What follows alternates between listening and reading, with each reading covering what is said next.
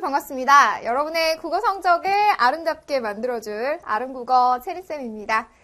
자, 우리 아름 제자들 선생님과 함께 오늘은 새로운 대단원으로 들어갑니다. 세 번째 대단원.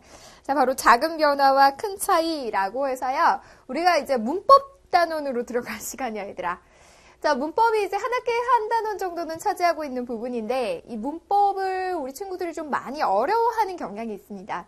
하지만 늘 선생님과 함께 열심히 공부한 너희들 알 테지만 문법은 원리다. 원리에 충실하시면요. 문제 푸는데 정말 재미를 느낄 수 있습니다. 그만큼 문제 자판기. 자, 동전 넣고요. 또 지폐 넣고 딱 콜라 눌렀어요. 콜라 나오잖아요. 사이다 눌렀어요. 사이다 나오고요. 주스 누르면 주스 나옵니다. 자, 자판기처럼요. 우리가 원리를 정확하게 알아 문법 원리 자판기를 우리 머릿속에 딱 탑재를 하면은요. 원리가 이해되면 어떤 예문이 와도요. 바로 정답 나옵니다. 그래서 문법 같은 경우 우리 친구들 많이 어렵게 생각하지 마시고요. 다양한 문법 요소의 특성 선생님과 함께 공부합니다. 자, 우리가 첫 번째 소단어는요. 바로 높임 표현입니다. 선생님과 함께 높임 표현 들어가서 보도록 하자. 자, 먼저 이제 그림을 좀 보도록 할게요. 우선 말하는 이는 나 여기 있고요. 그 다음에 듣는 이는 선생님이시네요. 그쵸? 자, 둘의 관계를 먼저 집중해서 보시고요. 그래서 내가 선생님께 말을 하는 것인데 어떻게 얘기를 하나 보자. 어떤 내용으로 얘기하는지 보자. 선생님, 민정이가 형에게 책을 주었어요. 이렇게 얘기했습니다. 자, 지금 내가 말하는 내용, 그 생각풍선으로 들어가니까요. 민정이가 형에게 책을 주고 있기 때문에 주체는 민정이, 그리고 책을 받는 사람은 형입니다. 객체가 형이죠. 말하는 이는 나고요. 듣는 이는 선생님입니다.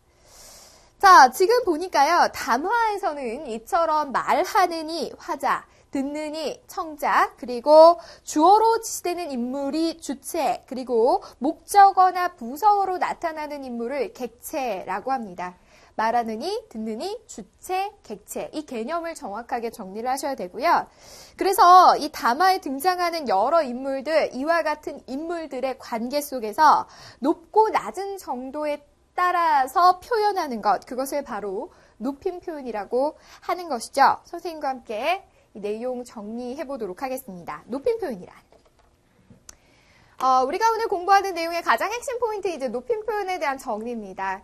말하는 이가 담화에 참여하는 여러 인물, 즉 듣는 이, 말하는 이, 그리고 주체, 객체 등을 대해서 우리가 이제 함께 보실 때 말하는 이가 듣는 이, 주체, 객체 등에 대해서요. 높고 낮은 정도에 따라서 달리 말하는 방식입니다. 우리가 이제 보통 높임법이라고 하면 높이는 것만 생각하는데요. 상대에 따라서는 낮추기도 하는 내용, 높거나 낮거나 해서 말을 표현하는 방식을 달리하는 것입니다. 이것이 바로 무엇이다? 높임 표현이다. 이렇게 살펴볼 수 있겠습니다. 자, 내용 보시면은요, 이 높임 표현의 종류로 들어가 볼게요. 높임 표현의 종류 세 가지로 볼 수가 있는데요. 첫 번째는 상대 높임법이고요.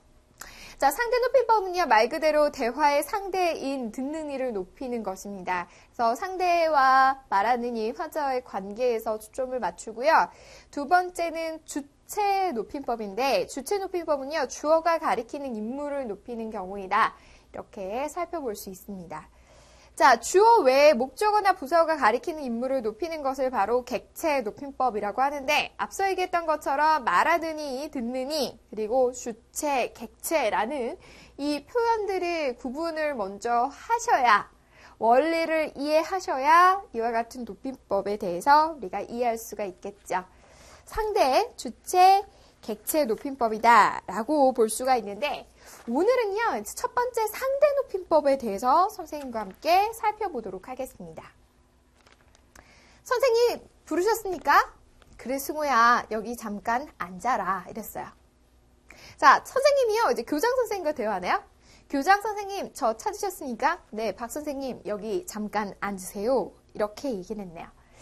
자, 지금 두 대화를 좀 먼저 보시면은요, 우리가 각각 말하는 이와 듣는 이를 좀 정리해 보도록 하겠습니다. 첫 번째, 선생님 부르셨습니까? 라고 말하는 것은 승호고요. 듣는 이는 선생님이었죠. 그랬더니 선생님께서 말씀하시죠. 승호에게, 그래 승호야, 여기 잠깐 앉아라. 자, 교장 선생님 저 찾으셨으니까 박 선생님이 교장 선생님께 말씀하셨고요. 그리고 교장 선생님께서는 네, 박 선생님 여기 잠깐 앉으세요 라고 박 선생님에게 말씀하시죠.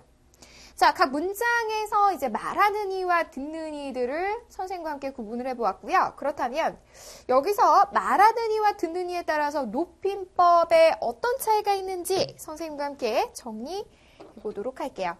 자, 먼저 보시면은요, 말하는 이와 듣는 이의 관계가, 그렇죠. 여기서 함께 보시면요, 이 둘 사이의 관계가 누가 상위자인가 따라서 무엇이 달라졌어요? 문장의 종결에 나타나는 높임 표현이 달라졌습니다. 높임 표현이. 자, 어디에 나타나는 높임 표현이 달라졌어요? 종결, 문장의 끝부분 종결하는 것이 높임 표현이 달라졌습니다. 자, 일반적으로는요, 듣는 이가 상위자일 때는요, 높여 말하고, 듣는 이가 하위자일 때는 어때요? 앉아라! 이런 식으로 덜 높이거나 낮추어 말하는 것이죠. 핵심 포인트, 바로 무엇에 나타났다? 듣는 이와의 관계, 말하는 이와 듣는 이와의 관계에 따라서 문장의 종결에 나타나는 높임 표현이 달라졌다라는 거예요. 자, 우리가 앞서서 이제 높임법의 종류들을요, 상대, 객체, 그렇죠, 주체, 이렇게 뭐 세 가지로 나뉘었는데, 선생님과 함께 살펴보는 것은 상대 높임법이라고 했습니다. 말하는 이와 듣는 이와, 즉 상대와의 관계를 따라서 종결 표현을, 종결 어미를 중심으로 높임 표현이 달라진다는 것이죠. 그래서 이렇게 함께 살펴볼 수가 있습니다. 자, 다음으로 선생님과 함께 넘어가 보도록 할게요. 자, 그렇다면 이제 대강 좀 감을 잡았습니다. 그렇다면 다음은요, 상황에 따라서 높임법이 다르게 표현된 예입니다. 두 가지를 한번 볼게요. 9시 뉴스입니다. 한식을 하루 앞두고 전국 공원묘지는 성묘객들로 북적거렸습니다. 밑줄 쳐져 있죠?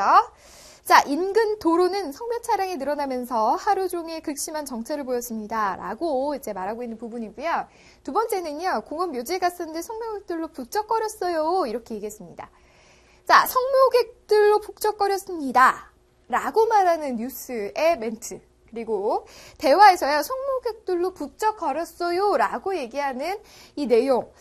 여기 함께 보니까 북적거렸습니다. 북적거렸어요. 둘 다 어쨌든 높임 표현은 맞습니다. 둘 다 높임 표현은 맞지만 전자는 공식적 상황에서 씁니다를 사용했고요. 후자는 비공식적 상황에서 사용을 했습니다. 그래서 우리가 함께 내용 보시면은요. 상대 높임법 같은 경우에는요. 공식적 상황에서 갖춰야 되는 격식체와 비공식적 상황에서 쓰는 비격식체로도 나눌 수가 있다. 이렇게 살펴볼 수 있겠습니다. 자, 상대와 말하는 이와의 관계에 따라서 높이거나 낮추는 대상, 그리고 이제 종결 표현으로 주로 나타나는데요. 이런 것들을 우리는 상대 높임법이라고 표현합니다. 선생님과 함께 상대 높임법 정리해 볼게요. 자, 말하는 이가 듣는 이에 대해서 높임의 태도를요, 무엇에 의해서 종결 어미에 따라서 달라진다. 그래서 우리가 공식적 상황에서 주로 쓰이는 격식체와 또 비공식적 상황에 쓰이는 비격식체로 나뉘어집니다. 특징들을 좀 정리해 볼게요.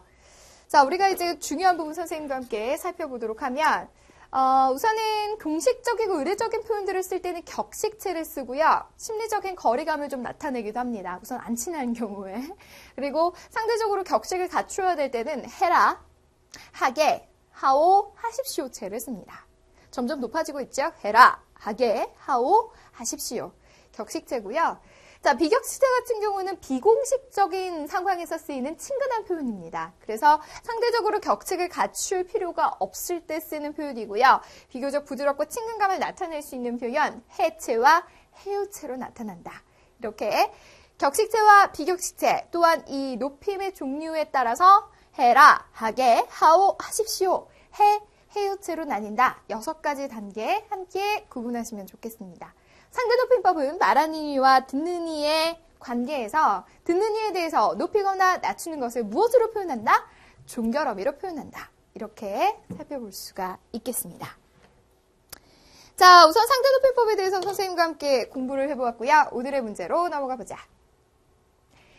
자, 우선 높임 표현에 대해서 우리가 전반적으로 쭉 살펴볼 텐데요. 우리 친구들 오늘은 상대 높임법을 보았고 다음 시간에는 또 이어지는 다른 종류의 높임 표현으로 들어가죠. 그렇다면 높임 표현에 대한 설명으로 알맞지 않은 것은 했습니다. 우리가 앞서 다 보았던 내용이죠. 문장에서 표현하는 방법이 그 높임법 표현의 종류에 따라 다르다 그랬고요. 담화에 참여하는 인물에 따라 달리 말하는 방식, 그렇죠. 그리고 상대 높임법을 설문화해서 주체와 객체 높임법으로 나뉘나요? 아니요. 상대와 주체, 객체 높임법은요, 종류에 따라 다릅니다. 상대는 듣는 이를 높이거나 낮추는 것, 주체는 주어, 그리고 객체는 목적어나 부사어잖아요. 아닌 것은 정답 3번이 되겠습니다. 따로따로예요. 종류가 다른 거죠. 자, 담화에 참여하는 인물이 말하는 이보다 높은지 낮은지, 그렇죠. 그리고 대상으로 고려하는 인물이 누군가에 따라 종류가 달라집니다. 오늘은 높임 표현 중에서도 상대 높임법에 대해서 살펴봤고요. 오늘의 문제 정답 3번이 되겠습니다. 자, 높임 표현이 많이 발달한 우리말. 그렇죠. 다른 언어에 비해서요. 우리말은 높임 표현이 많이 발달되어 있습니다. 그래서 잘 사용을 해야 되고요. 현재 우리 일상생활에서도 높임 표현들이 어떻게 사용이 되고 또 어떤 점들이 잘못 사용이 되는지 한번 생각하고 오시면 더 좋을 것 같아요. 다음 시간에는요. 주체 높임법으로 들어갑니다. 미리미리 예습하고 만나자 얘들아. 너희들 믿고 선생님도 열심히 달려볼게요. 자, 오늘 강의는 여기서 마무리하도록 하겠습니다.